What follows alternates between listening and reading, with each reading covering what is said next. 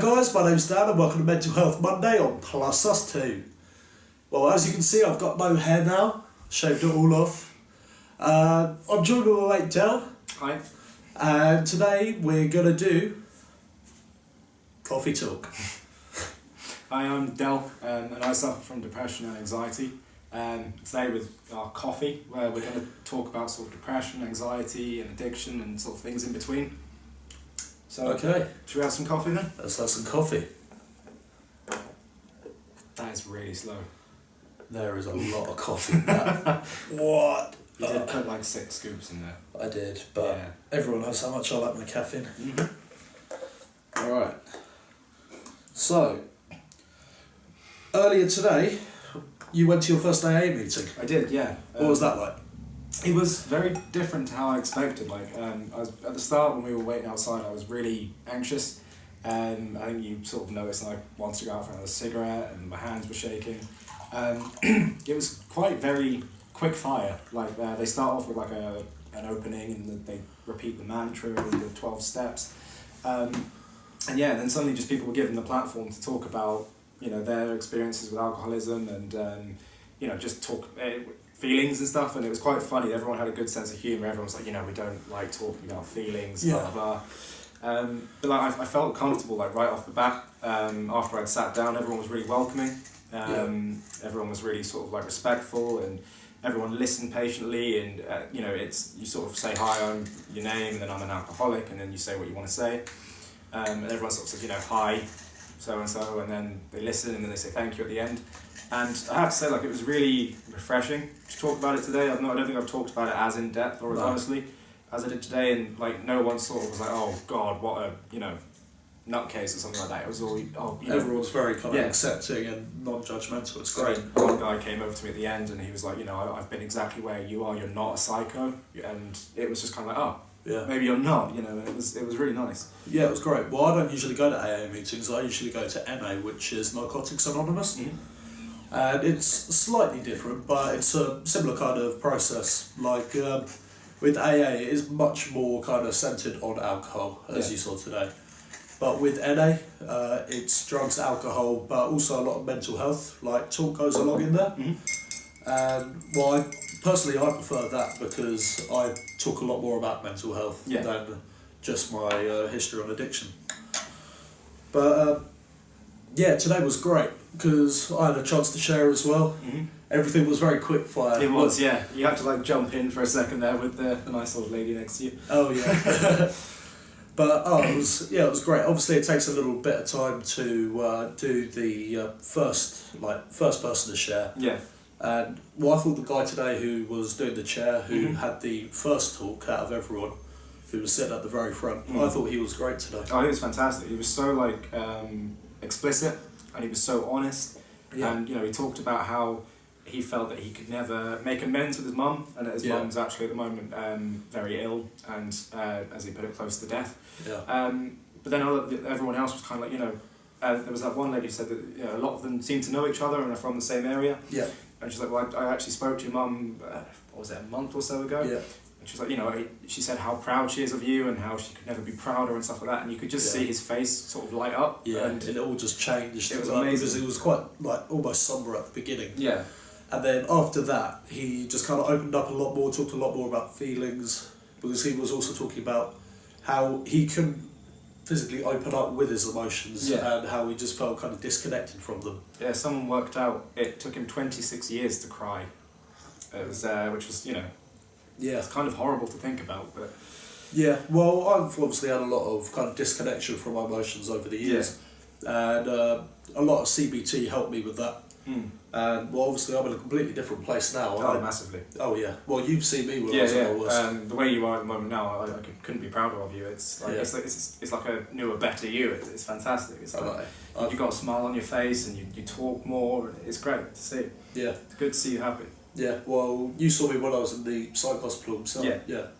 What was there? You were very different. You were very conservative. Sorry, I almost lost what I was saying now. Very sort of in yourself. Very quiet, not as talkative, and I mean, you didn't look. Whilst you were in the priory, you didn't look unhappy, but you didn't look happy either. You just kind of looked numb, and sort of as if everything was just sort of breezing past you. Yeah. And then, you know, you were very positive about everything that was going on in the Priory, and Yeah. you know, you introduced quite a few people that you'd been speaking to. Yeah, and I'm still good friends with quite a few people that I was in the Priory with. Yeah. Like, there's some people I see, there's people I talk to on the phone, so I made some really good friends while in there. And it's good that you've got people that, you know, have been in circumstances similar to you that you can pick up the phone and talk to and just sort of get it out when you need to, and know that there's no judgment because they understand more. And well, AA and NA is similar in that way, because you are actually with people who have been through what you've been through, and you can have people that you can share numbers. You know, people that can look out for you, and you can look out for them as well, and it really makes a difference when you feel like you're almost paired with someone. It does, yeah. I mean, as I said, this is my first AA meeting, and at the end, the guy who was leading it, you know, gave me his number and said, if you ever are feeling in that sort of situation again, just give me a call. And you know, it was so nice. I just met the guy for an hour and 15 minutes, and he was giving me his number saying, call me whenever. Yeah, it was great. Yeah. Well, yeah, we both shared today in AA, and I mentioned I'm 11 months clean now, headed over to Ghana soon, and well, I do what I do and just kind of went on my conversational spout. Yeah. Can't even remember what I talked about at the end. Well, you spoke about obviously Ghana and being in Austria. And how I almost felt like I was running away from the kind of grieving process of my old self, because since starting on my medications and all that kind of stuff, I feel like I've lost and kind of detached from who I used to be.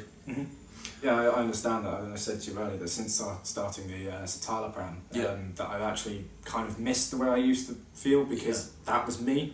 You know, it wasn't a good me, but I felt something, whereas now I'm not quite sure who I am or what I am, even though that sounds really cliche and whatever, but there is that sort of disillusionment, isn't there? And well, it's exactly how I feel, and I still feel that 11 months on. I still feel that I'm still disconnected. I'm still learning who I actually am, and I think that's why I've been going to Austria, why I'm going to Ghana, why I've been doing a whole bunch of new things. Well, I still think it's great, because I'm now actually learning who I am off drugs, off alcohol, off everything. Yeah, it's great to see, like, everything you've done. Like, this past year for you has been amazing. You've done so much. Even this YouTube channel. Yeah, like this, you know, I've always said to you how great it is that you're doing this, and it really is. It's been such a massive help to me, and I hope to a lot of other people as well. Yeah. Yeah, good. Not touching your coffee. It's too hot. I'm not very good at drinking hot drinks. No, to be honest. My sugar hasn't dissolved either. Yeah, so you've just started on the citalopram for the anxiety. And the depression as well. Yeah. I was really nervous about starting them. You called me up, didn't you? I did, yeah. Well, I'm actually on citalopram as well. Yeah. I sort of, you know, there's a lot of stigma around mental health, and I had my own. I was thinking, oh my god, I'm going to be put on medication. Yeah. You know, I'm going to be a pill popper essentially, and it was like I was kind of so sort of anxious about it, and you know, one thing I'll talk explicitly. One thing I was particularly worried about was the whole erectile dysfunction thing. Yeah, because that's a common thing with antidepressants. Yeah. But yeah, I mean, I started taking them on a 10 milligram dose, which I think most people do to sort of get you onto them. Yeah, that's what I'm on. Yeah, and I said to the doctor when I went back for my follow-up appointment, within the first, she said that you won't really notice much in the first 2 weeks. It'll take up to 4 weeks for them to sort of kick in. Yeah. But by the second week, you know, it wasn't a massive difference, but I already noticed that my anxiety was down. Yeah. I was able to actually leave my room and walk to the local shop on my own without sort of feeling like I'm going to have a panic attack. And everything like that, and sort of since then it's been sort of up and down. Yeah. I mean, you know, everyone gets their bad days and their good days, but obviously, the good days have far outweighed the bad, which has been really nice. My sleeping hasn't been too great, but I don't think that's a result of the citalopram. I think that's you had sleeping problems before that. But yeah, no, I mean, like my certain bad thoughts have increased, but that is another common side effect of medication. But it can be when it comes to antidepressants. But since I've started talking more openly about it, especially to like you and my other friends and my family, it's kind of a way to get those thoughts out. Yeah. So I'm not alone with them as much anymore, and they can't manifest as much. Yeah. Which is really nice. Yeah, good. Yeah. Well, I'm really pleased with my citalopram. I actually still need to go to the pharmacy and pick some more up. Do. But so I was on 20 milligrams. I think I mentioned this in one of my previous episodes on the antidepressants episode. But yeah, I'm down on 10 milligrams, and it's great because now I actually feel something other than just numbness. Because when I was off them, I was only feeling depression and rage. And when I was on the 20 milligram dose, which is what you're on, Yeah. I didn't feel anything at all. And the 10 milligram dose is perfect for me because, well, I can feel a range of emotions for the first time in my life. What I think it's an important thing to realise that, because when you think of 10 milligrams and 20 milligrams, you don't always think there's a massive difference. No. But like for you, when you were saying that you've just felt numb on the 20 milligrams, which is how I feel, but you've got to work out which is the best for you. Like you've realised that 10 milligrams is the best for you. At the moment, I'm sticking to my 20 milligrams until I next see my doctor. Unfortunately, I missed my last appointment with her. But yeah, you've just got to make sure that you work and you get the dose that is right for you because... Oh yeah, well I had to do that with all my medications. Yeah. Because with my Epilem, which is for my epilepsy, I've been up and down all of that. At one point I was on 900 milligrams twice a day, and now I've gone to a steady 500 twice a day, which is perfect for me because too much was not good for me. Too little, obviously I had a higher chance of a seizure. But Epilem's great, and now I'm actually off my pregabalin, which is what I had for the chronic pain. So I've been off that just over a week. That's brilliant. So did you feel better for it? I don't really feel any difference, to be honest, so I think that's actually a really good sign. Yeah, as long as the chronic pain's not there. No headaches, no migraines, no pain at all. It's great. One thing that is really important to stress is that when I started my citalopram, you said to me that to sort of knock the drinking on the head. Yeah. We'll go on to the drinking a bit later, but when I first was prescribed the citalopram, the doctor said for the first week to not have any alcohol or anything, just to let it sort of settle in. Yeah. And then I was told that after that I would be okay to drink. She wouldn't advise it for obvious reasons. Yeah. But that a beer or a couple and so on and so forth won't sort of stop it working too much. Yeah. But the trouble is, I took drinking too far and have done for a long time. Yeah. And I think, I thought the tablets were working a lot better than they were, but by drinking I was actually stopping them working as much. I was starting to think the tablets weren't working after a while because I was still getting the same thoughts. I was still feeling just as low, if not lower. Yeah. And I felt lower because I was taking the tablets in my own mind with the thoughts of taking tablets, and the drinking just wasn't good. It started off with sort of like a bottle of wine every night, which for someone my age and at university I thought was normal, and a lot of people do it. But I think the reasons that I was drinking were very different to the reasons that people generally drink. They drink to have a good time, whereas I was drinking to stop myself thinking and to just try and help the way I was feeling. And one bottle of wine a night turned into 2, which turned into 3, then 4, then a bottle of whiskey, and then a bottle of whiskey and 2 bottles, and so on and so forth. Well, I can completely relate when I was at uni, because I was only there for 1 year. Yeah. And then, so I started on, I was smoking, a couple of grams, I was smoking just under a gram of weed a day, and that very, very quickly went up to about 6-7 grams a day. Yeah. And then on top of that, I was only drinking like partying before, but then by the end of it, I was drinking about 1 litre a day of vodka. And that just picks up. It does. With addiction, because it is a progressive mental disorder, it gets out of control, and you have no ability to actually stop it unless you actually get help. I mean, it was about 3 weeks ago. I don't even remember walking to the shop to buy 2 more bottles of whiskey after already consuming 2 bottles of wine. Yeah. And that day in particular, I got myself into a very bad state to the point where I was taken to hospital. I had, I don't actually remember any of that week. It was, I remember you calling me a few of those times. Yeah, a lot of people have said to me that I was phoning them and talking to them. I can't remember any of the conversations. It's 7 hours, I'm at uni 7 hours away in Newcastle, and my dad drove to pick me up, and I don't remember the 7-hour drive home at all. I remember certain snippets, and for about 4 or 5 days after that, I was still throwing up, just bile and all the alcohol still in my system. Yeah, I had a similar experience because I had a really, really bad night in Plymouth one night, where I woke up with a slice of my eyelid, blood all down my face, a massive black eye, and I was completely out of it. My dad actually drove that night from Brighton all the way to Plymouth, just to see if I was alright, because I was, really not in a good way that night, and I don't even remember it. No, it's horrible because it's sort of like a vicious cycle, isn't it? Oh, yeah. You get yourself into this state where you just want to be on your own, but by being on your own and being alone with your thoughts, you just make it progressively worse. But then, especially with the anxiety, I've been particularly bad this last year of just shutting everyone out. Yeah. I was locking my door at university and people were knocking on my door and I was purposefully ignoring them. Yeah. I was pretending to be asleep and they probably knew I wasn't, but eventually they would go away. Yeah. And the first thing I noticed with my anxiety really was that when my phone rang, it sounded like a fire alarm going off to me. It didn't sound like a normal phone. It was like, oh my god, someone's ringing me, and I was terrified to answer it. Yeah. Even to my own dad, my mum, my best friends. I was like that, well, mostly just because of the paranoia that comes with weed and like complete overuse of it. Yeah. But I wouldn't ever really leave my room, only if I did, it would only be to pick up more or go out and buy a bottle of vodka or something. So, completely different.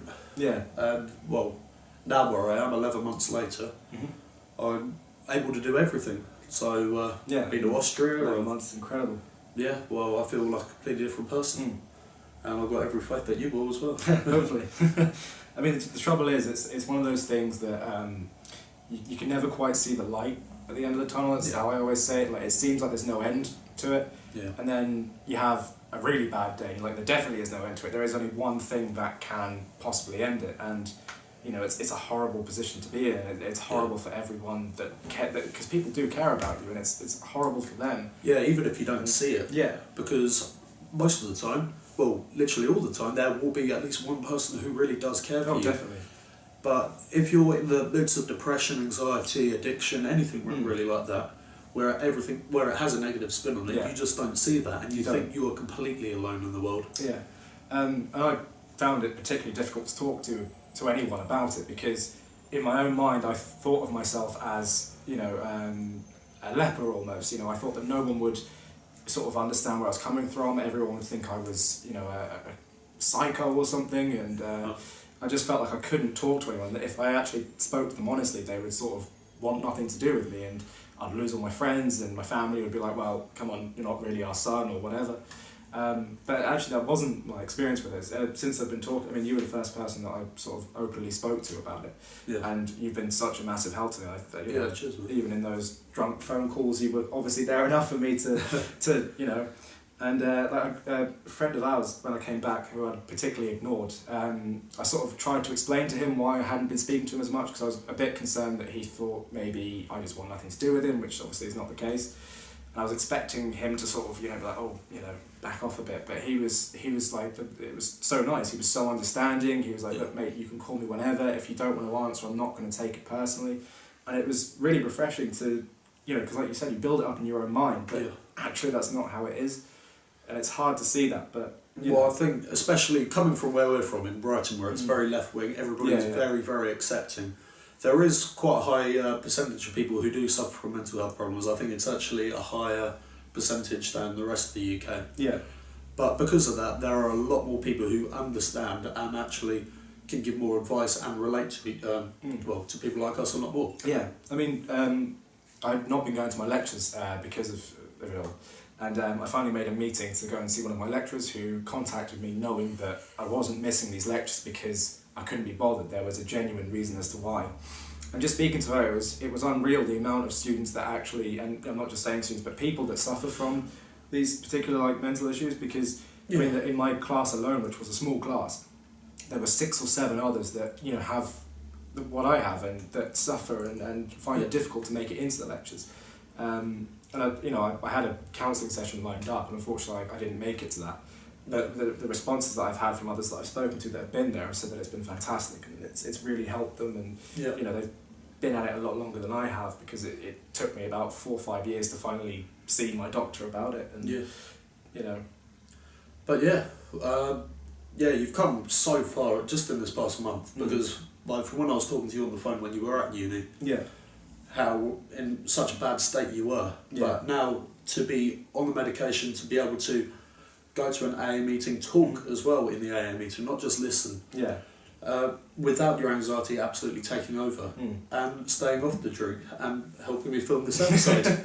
Yeah, no, it's great to help you with the episode. Like I said, you know, I've always said to Dan that in my sort of worst moments, there was that episode you did about sausages, and I was having such a terrible day that day. Yeah, and it just picked me up massively, and I think it helps that I know you as well, and I'm so proud of where you've gotten to and everything you've done and everything you've faced but overcome. It's just absolutely amazing to see. Yeah, and it kind of does make me think that maybe there is a somewhat end to it, and maybe I can get to a stage where I can sort of look after myself and feel better. And oh, definitely, I have no doubt that you'll easily be able to get to where I am.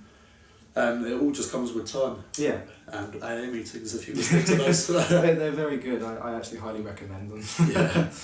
It's the coffee was nice there as well. The coffee was lovely. The coffee was here. And the little cake slices, yeah. Yeah, they were great. Yeah. Oh, we out of coffee? We are. There's not much left in there. No. Mostly just the coffee powder thingy. Yeah. Yes, what we were talking about earlier is the things, especially online, and I mentioned it in a previous episode, but things that people say to people who do suffer from depression, anxiety, any kind of mental illness, that can be really kind of damaging or hurtful when you're in a bad situation. For me, the worst one is like chin up. It drives me insane. I can't deal with it. That, pull your socks up. Man up. That's the one I can't stand. That one really, really angers me. It's like, if it was that easy to do, and what is it to man up? Why aren't I man enough as I am? It seems to be this. I'm not saying it's any more or less difficult for anyone, but these words they're horrible. Yeah. And, it's just unhelpful. It's just criticising. It won't get anyone anywhere, and it actually just makes people feel worse, and it won't help at all, or do the opposite. Yeah, because it makes you think, well, clearly you can just man up. Yeah. Why can't I? And then you start thinking, well, what's different about me? Why can't I seem to do that? Yeah. But really, they're just awful. It isolates you even more from everyone else. It does. Like, whose tweets were we talking about earlier? Oh, Katie Hopkins. Oh my God. Yeah, I was saying I had a really, really good day that day, and then I saw her tweets on mental health, and I'll put one along here, but that literally drove me up the wall. Yeah. And then she came back a week later and did a bunch on dementia, Alzheimer's, all that. And my granddad is someone who suffers from all that, and that. Yeah, it really did not sit well with me. It made me really angry. Was the term she used, wasn't it? Bed blockers when it came to the NHS. Which is an awful thing to say. Yeah. But, yeah, I mean, particularly her tweets about like depression. As someone who I've never had experience with dementia or Alzheimer's, but with the depression, it just kind of I know there is stigma out there, and thankfully it's getting a lot less. Like there's very single-minded people that still do, but. It's getting so much better, but then you just get people like that say things like that, and you suddenly think to yourself, well, shit, I'm worth nothing if people think that of me, and someone with that platform is spouting that nonsense. Exactly, especially because she is in the public eye, and saying stuff like that, it can just increase stigma. It can just she looks like she's coming straight out of the 1950s with all the stuff that she says. She does, and it can just set us back in time, and. Especially in the 21st century, when we're actually starting to talk about mental health, to actually start to deal with stopping stigma, it just sets everything back, and Yeah, I mean, there definitely needs to be, I mean, you mentioned to me earlier that mental health needs to be taught a lot more, because that's when this sort of, the stuff that Katie Hopkins spouts, people start realising that it is just nonsense and it's a load of rubbish, because there's not enough education, not enough people. I mean, I don't even understand depression. I don't understand why I'm feeling this way or anything about it. I just do, and it's horrible. And I wish I could understand it so I could sort of start pinpointing it. But unless we're taught more and people start accepting that it is an illness, it's a serious, serious illness. Yeah. People are suffering from it, and those that do seek help or don't, people are still ending their lives because of it. And I know. It's awful. It is. Anyway. I've got one little bit of news, and that is I am now legally allowed to drive. Yeah, I saw my neurologist last week and he gave me the all clear to drive, which is great. First time in my life. Almost 21 and I'll be able to drive soon. Fantastic. Yeah. But that does mean I won't be able to get buses anymore for free. Oh, what? You won't be able to get them for free? No. Oh, no. No more free buses for me. Ah, that's why you can come pick me up and we'll go to McDonald's. Or Yeah, something. well, I'm going to get a motorbike. You get a motorbike? Yeah. Oh, okay. I'll just sort of hop on the back. Anyway, guys, thank you for watching. Please check out the Facebook page, which is facebook.com/plusustoo. And please check out the Website? website. Yeah. www.plusustoo.mentalhealth. And please check out and support the Sane Mental Health webpage, which is sane.org.uk. They're doing great work. I mentioned to you before, they've also got the text message service. Yeah. So you can drop them a text and they can text you, I think it's pretty much every day. And yeah, somebody just to look out for you via text. Yeah. And I think it's a great service. And please don't forget to rate, comment, share and subscribe. Do it. It's a great channel. It does a lot of good. Thank And you. we need to spread the word about it. We do.